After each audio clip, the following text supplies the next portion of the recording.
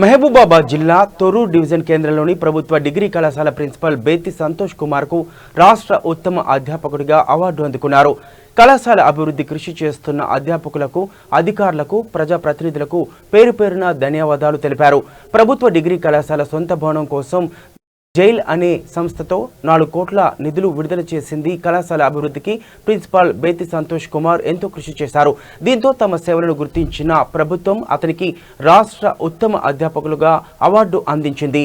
ప్రభుత్వ డిగ్రీ కళాశాల అభివృద్ధికి ఎల్లవేళలా కృషి చేస్తారని ప్రిన్సిపాల్ బేతి సంతోష్ కుమార్ పేర్కొన్నారు.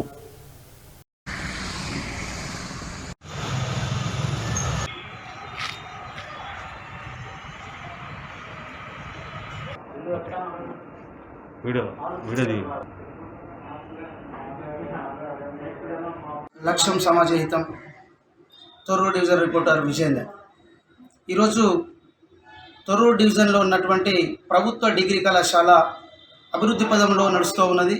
దానికి ఇక్కడ ఉన్నటువంటి ప్రిన్సిపల్ గారు సంతోష్ సార్ గారితో మనం ఈరోజు V3 ప్రభుత్వ కళాశాల అభివృద్ధి పదంలో నడుస్తూ విద్యార్థుల సంఖ్య పెంచి ఈరోజు ఉత్తమ అధ్యాపకులుగా రాష్ట్ర ఉత్తమ అధ్యాపకుల ఎంపిక కావడం జరిగింది. ఇప్పుడు ఈ కళాశాలకు వచ్చి దాదాపుగా 8 సంవత్సరాలు అయింది.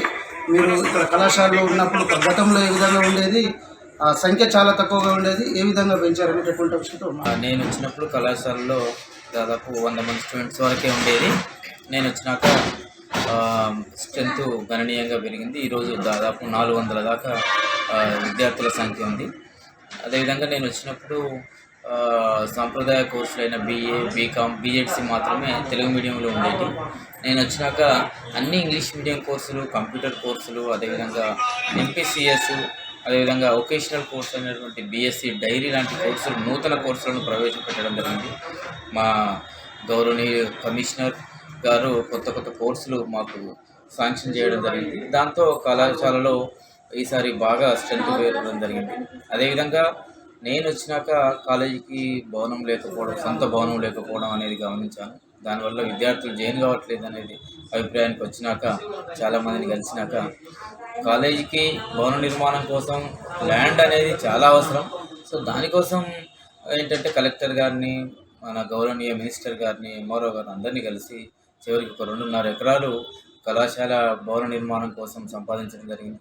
అదేవిధంగా భవనం నిర్మించాలి అంటే చాలా డబ్బులు కావాలి. సో అది వెంటనే గవర్నమెంట్ ద్వారా అవుతుంది, కానీ కొద్దిగా లేట్ అయ్యే అవకాశాలు ఉంటాయి. కనుక CSR కింద, కార్పొరేట్ సోషల్ రెస్పాన్సిబిలిటీ కింద గేల్ కంపెనీ ప్రతినిధులను కలవడం జరిగింది. వాళ్ళు కూడా స్పందించి కాలేజీ భవన నిర్మాణం కోసం దాదాపు 4 కోట్ల రూపాయల నిధులు విడుదల చేయించి వాళ్ళు భవనాన్ని నిర్మాణం చేయిస్తున్నారు. వాళ్ళు దాదాపు భవన నిర్మాణం కూడా 2-3 మంత్స్లో పూర్తవుతుంది. అంటే కాలేజీకి సొంత బిల్డింగ్ అనేది 2-3 మంత్స్లో రాబోతుంది. చదువుతున్నటువంటి కాలేజీకి భవన నిర్మాణం కోసం కనుక వెంటనే వాళ్ళు స్పందించి 4 కోట్ల రూపాయలను రిలీజ్ చేయడం జరిగింది. సో ఆ విషయంలో మేమందరం చాలా హ్యాపీగా ఉన్నాం. మా కమిషనర్ గారు కూడా ఆ గేల్ కంపెనీ మేనేజర్కు ఒక మంచి అప్రిషియేషన్ లెటర్ కూడా ఇవ్వడం జరిగింది.